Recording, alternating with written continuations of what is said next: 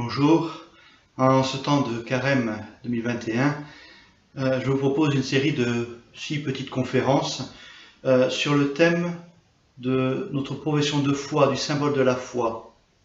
Dire « je crois » peut paraître surprenant pour certains et tellement automatique pour d'autres. Et je me suis rendu compte que, en fait, si nous avions tous des éléments de la foi, des éléments auxquels nous sommes particulièrement attachés, il est parfois difficile d'avoir une vue d'ensemble de ce qui est le contenu de notre foi, de ce qu'on retrouve dans ce qu'on appelle le symbole de la foi. Vous savez, ce qu'on récite presque de manière machinale chaque dimanche, « Je crois en Dieu ». Et en fait, je me suis rendu compte qu'il était peut-être opportun de revenir à l'essentiel de cette foi. Alors pour ces 6 rencontres, je vais tout simplement vous proposer de reprendre le symbole de la foi, le « Je crois en Dieu », et le prendre et essayer de l'approfondir. La première rencontre, celle d'aujourd'hui, sera sur les 2 premiers mots de ce symbole, « Je crois ». En fait, ce n'est peut-être pas si anodin dire « je crois ». Autant à une dimension purement humaine, mais aussi en tant que croyant, que chrétien, notre foi nous engage. Il ne s'agit pas simplement de dire « je pense », mais bien « je crois ». Il faut bien considérer que aujourd'hui, le bouleversement actuel du monde, qui, il faut le dire aussi, n'a pas encore les mots, ni même parfois les idées pour se dire, cette crise que nous vivons, et que nous vivons non pas depuis 2020, mais depuis bien avant. En gros, c'est assez visible depuis la fin du XXe siècle. Mais cette crise que nous vivons a largement accéléré le mouvement. En fait, l'inquiétude ambiante, cette peur croissante, c'est le bassin de tous les extrémismes. Et quand je parle d'extrémisme, je ne parle pas simplement des extrémismes religieux. Il y en a plein d'autres en fait. Il ne faut pas s'imaginer que l'extrémisme est réservé à, par exemple, une frange de l'islam moderne. Pourtant, la suspicion porte volontiers sur le religieux, c'est vrai. Vous savez, c'est ce qu'écrit Guillebaud dans La force de conviction. Cette dérive interprétative et cette fixation sur le religieux comme matrice principale de l'intolérance sont-elles bien raisonnables? Voilà la question. C'est vrai, il est facile, peut-être même un peu trop facile, de monter l'accusation contre les religions qui, par exemple, porteraient atteinte à la démocratie. D'ailleurs, les barbaries du XXe siècle sont l'œuvre de systèmes totalitaires qui prônaient l'athéisme anti-religion. À ce niveau, je vous invite simplement à distinguer l'acte de certains croyants et la religion à laquelle ils appartiennent, voire prétendent appartenir. Tout message religieux est respectable en soi. Mais, c'est vrai, il faut différencier les croyants qui le mettent en application et d'autres qui le négligent pour en faire des choix idéologiques, souvent même incompatibles avec celui-ci. Avec un peu de recul sur notre époque, et il faut quand même en prendre de temps à autre, on peut chercher à comprendre cette apparente disparition et ce retour supposé de la religion. C'est vrai, à notre époque, on a supposé, du moins certains penseurs athées ont supposé que la religion arrivait à son terme, et on voit que ça revient, et pas de manière forcément la plus saine, à défaut d'être la plus sainte.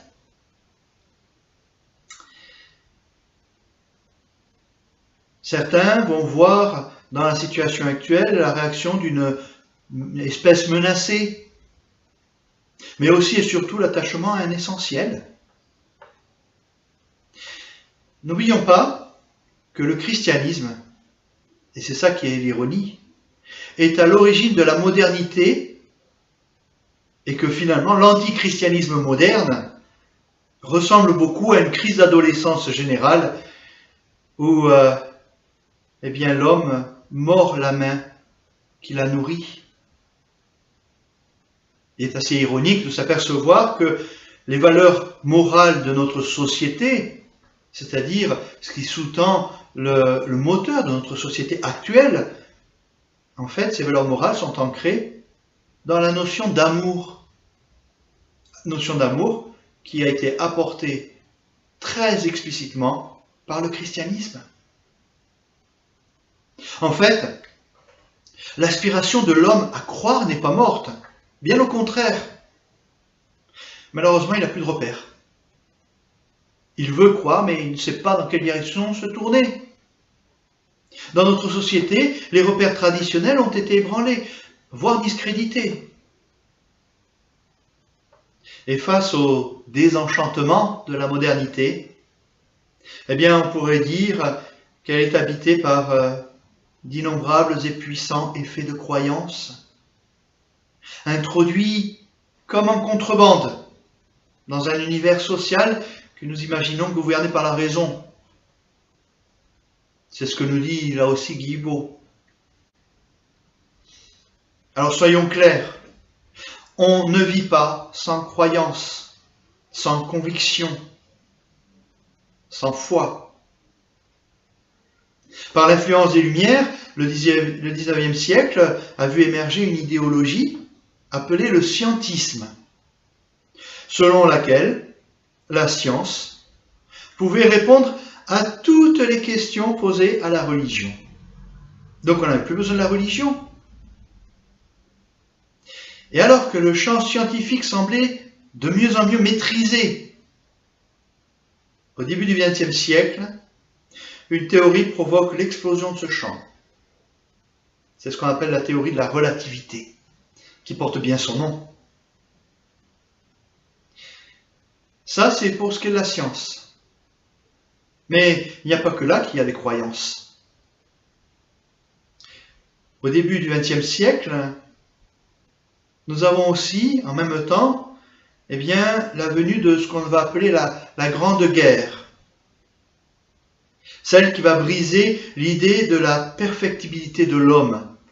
Et là, c'est au niveau scientifique, au niveau philosophique, c'est au niveau philosophique, et plus particulièrement anthropologique, qu'on peut regarder de plus près et nous apercevoir que ce domaine de la pensée va basculer progressivement parce que l'homme n'arrive pas à la perfection à laquelle il peut aspirer par la pensée. Et cela va aboutir, après les horreurs de la Seconde Guerre mondiale, à ce qu'on appelle le scepticisme philosophique. Pourtant, que ce soit dans les sciences, dans la philosophie, l'homme croit. Il place sa foi dans la science, dans l'idée de surhomme, et même dans la philosophie sceptique. Mais l'athéisme revendiqué de nos jours s'appuie aussi sur des convictions humanistes. Pour tout homme, en fait, croire est vital, parce qu'il est le moteur de l'existence. Dans le processus de croyance, dans le sens le plus général de ce terme, l'homme veut croire, et il ne peut pas croire seul dans son coin. Cela fait partie de tout son être. Donc, il doit pouvoir le retrouver dans ses congénères. Il partage ses croyances et les met en commun. Guilbault écrit qu'il passe de la prière à la liturgie. Que ce soit dans l'engagement politique ou religieux, un système de croyance, aussi imparfaitement vécu soit-il, c'est le socle de la vie sociale. Oui, même au niveau social, nous avons besoin de croire. C'est ce qu'on appelle tout simplement la croyance ou les convictions politiques. Porter atteinte à la liberté d'expression, au signe de la démocratie ou de telle religion est une atteinte grave à la société. Parce qu'il faut croire pour faire société. Or, le socle des croyances qui constitue notre société est aujourd'hui ébranlé. L'expression, vous savez, ça s'est toujours fait, n'est pas réservé aux paroissiens très occasionnels envers le curé qui envisage une légère évolution d'une pratique. Non, on le retrouve partout. Le label « comme avant » rassure. Même ceux qui n'ont pas connu avant. On se raccroche aux croyances d'une société qui semblait tenir avant. Dans une société comme la nôtre, où l'on ne sait plus que croire, eh bien, nous nous trouvons face à deux dangers. Un intérieur, l'autre extérieur. La menace extérieure, c'est celle du terrorisme. On peut appliquer directement cette notion à telle ou telle religion, ça c'est facile, et l'actualité n'a pas manqué d'exemples. Mais on peut aussi l'appliquer à notre Église, ici même, dans le Quercy Caussade, à nos co-religionnaires, et même à nous, à notre pratique religieuse et spirituelle. Le danger n'est pas pour les autres. Là aussi, Guilbault nous le dit. Le danger que les terroristes représentent ne vient pas du vide de leur croyance, mais de la terrifiante compacité de celle-ci. En fait, quand croire devient un bloc de croyances et de pratiques liées, quand les certitudes ne laissent plus de place à une foi qui met en relation. Sommes-nous toujours fidèles? Si nous nous arc-boutons sur notre identité chrétienne contre ceux qui ne le sont pas, sommes-nous toujours fidèles au Christ, qui, je vous rappelle, est sauveur de toute humanité? Quant au grand danger intérieur, eh bien, c'est celui de la fragmentation sociale. L'enveloppe communautaire fait défaut. C'est vrai, on a une grande capacité à nous déplacer, à circuler, l'instabilité professionnelle, familiale, tout ça c'est le lot de toute personne de notre société.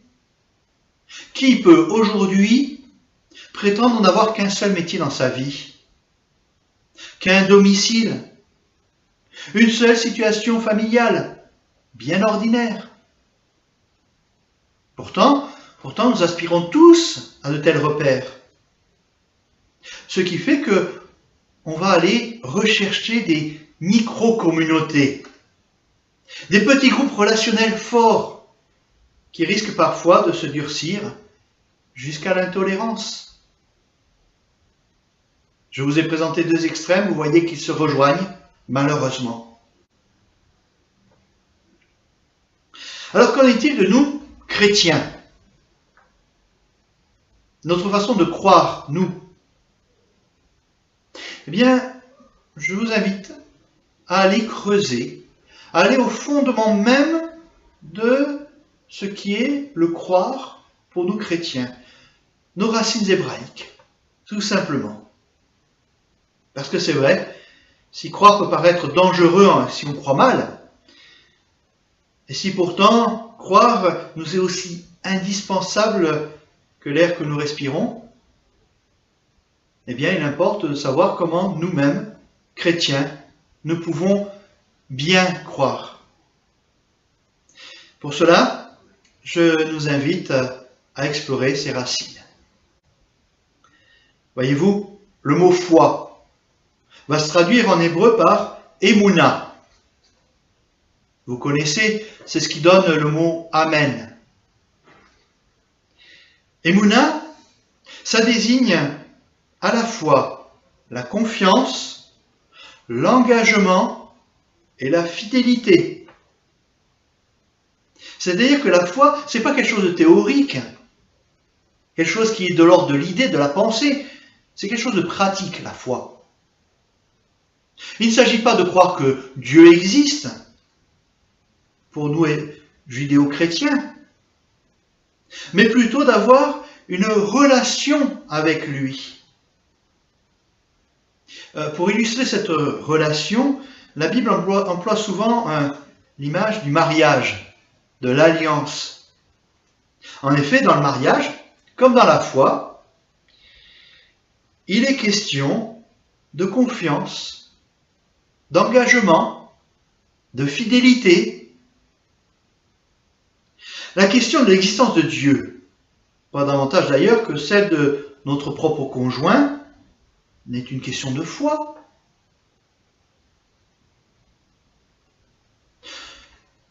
Je suppose quand même que vous n'avez pas vous posé la question de l'existence de votre conjoint.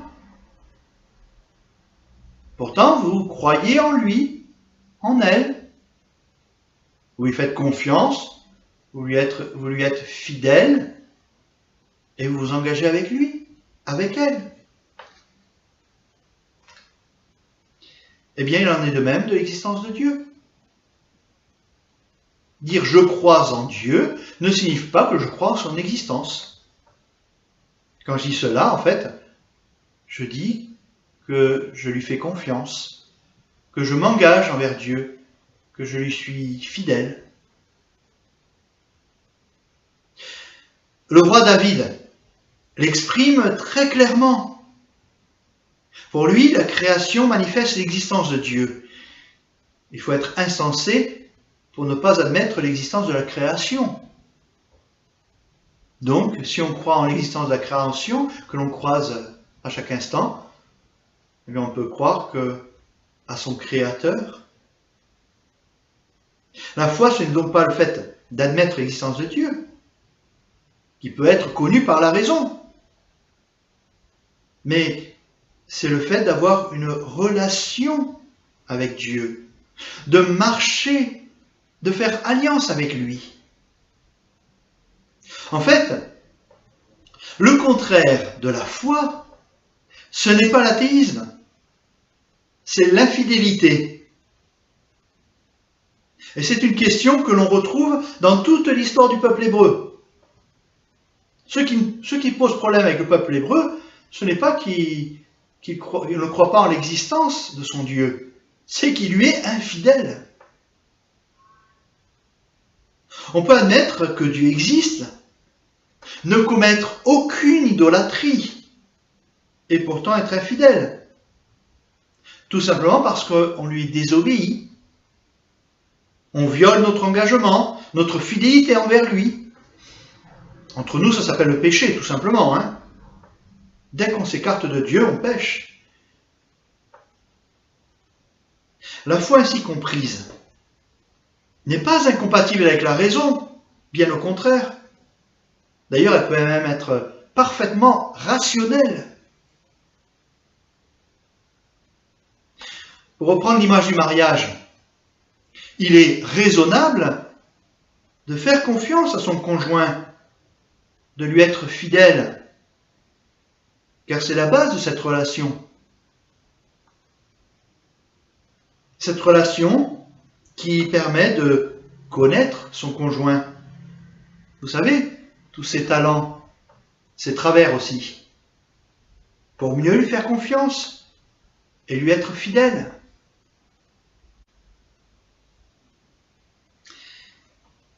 Alors toujours à la recherche des racines chrétiennes de la foi, intéressons-nous peut-être à celui qu'on appelle le père des croyants, Abraham. Et vous allez voir combien finalement la foi peut être très raisonnable et très rationnelle. Un jour, Dieu mit Abraham à l'épreuve. Il lui demanda de sacrifier son fils Isaac et Abraham a accepté. Vous vous souvenez de ce passage? C'est celui qu'on retrouve au chapitre 22 de la Genèse et qui est repris d'ailleurs dans l'Épître aux Hébreux, au chapitre 11. Donc je vous relis simplement les versets qui nous concernent.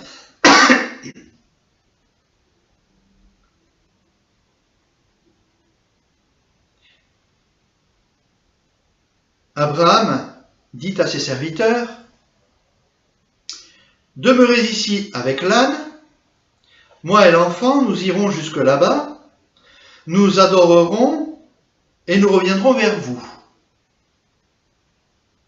Alors je vous rappelle quand même qu'il doit sacrifier son fils. Donc, s'il dit « nous reviendrons vers vous », il y a quand même un problème, une incohérence. Abraham prit le bois de l'Holocauste et le chargea sur son fils Isaac, lui-même prit en main le feu et le couteau, et ils s'en allèrent tous deux ensemble. Jusque-là, la plupart connaissent ce passage. Isaac s'adressa à son père Abraham et dit « Mon père ». Il répondit « Oui, mon fils ». C'est-à-dire qu'il y a une relation. Il y a une relation. Eh bien, reprit-il, voilà le feu et le bois, mais où est l'agneau pour l'Holocauste? Abraham répondit, c'est Dieu qui pourvoira à l'agneau pour l'Holocauste, mon fils. Et ils s'en allèrent tous deux ensemble. Alors c'est vrai que on pourrait considérer que Abraham n'est pas très honnête. Pas très honnête s'il doit sacrifier son fils, pas très honnête envers ses serviteurs, à qui il dit nous reviendrons, et pas très honnête non plus envers son propre fils, à qui il dit Dieu pourvoira. Eh bien moi, je prétends que Abraham est tout à fait rationnel. Ça peut surprendre. Vous vous souvenez, la suite de l'événement, finalement, Isaac fut épargné parce que Dieu reconnaît la foi d'Abraham et va retenir sa main. Alors, soit Abraham est ce qu'on pourrait appeler, entre guillemets, un salaud, qui n'a absolument aucune moralité, qui ment à tour de bras, soit il est fou. Il est totalement incohérent, irrationnel. Bien en fait, ça serait dans l'interprétation commune. Moi je voudrais vous en proposer une autre qui serait très rationnelle. Et qui serait tout à fait au contraire de ce que je viens de dire. C'est-à-dire que la foi d'Abraham, si vous revenez à ce que je vous ai proposé plus haut, la foi d'Abraham ne consiste pas dans le fait d'accepter de sacrifier son fils, mais dans le fait de savoir, c'est-à-dire d'être en relation avec Dieu, de savoir au contraire que Dieu ne peut pas vouloir réellement ce sacrifice. Si vous vous souvenez, Dieu avait promis à Abraham une descendance par son fils Isaac. Ça, c'est la promesse de Dieu. Donc, si Isaac mourait, Abraham n'aurait pas eu de descendance par celui-ci. Et donc Dieu n'aurait pas tenu sa promesse. si Abraham avait cru cela, c'est-à-dire que Dieu est un menteur, cela signifie qu'il aurait cru que Dieu n'est pas Dieu. Tout simplement parce que Dieu, par définition, s'il est tout-puissant, s'il est le tout-puissant, il ne peut pas mentir. Et s'il ment, il n'est pas le tout-puissant, donc il n'est pas Dieu.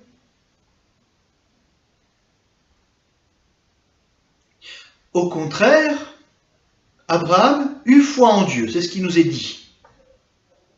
Parce qu'il savait que Dieu n'est pas un menteur. Et que par conséquent, il était impossible qu'Isaac meure. Donc la foi d'Abraham est très rationnelle. Pourtant, il va accepter de faire confiance jusqu'au bout. Partant du principe que Dieu ne peut pas mentir, il en déduit qu'Isaac ne mourra pas. Et que donc, Dieu pourvoira lui-même au sacrifice. Et qu'il reviendrait avec son fils. En cela, vous voyez, il est cohérent et ne ment pas. La foi d'Abraham n'était donc pas une folie, mais au contraire, une rationalité paisible tout à fait étonnante. Eh bien, frères et sœurs, je vais vous laisser avec ces quelques réflexions. N'hésitez pas à réagir à ce que je vous ai proposé aujourd'hui. La semaine prochaine, nous irons un petit peu plus loin en découvrant qui est ce Créateur, le point de départ de notre profession de foi. Bonne semaine et bon début de carême.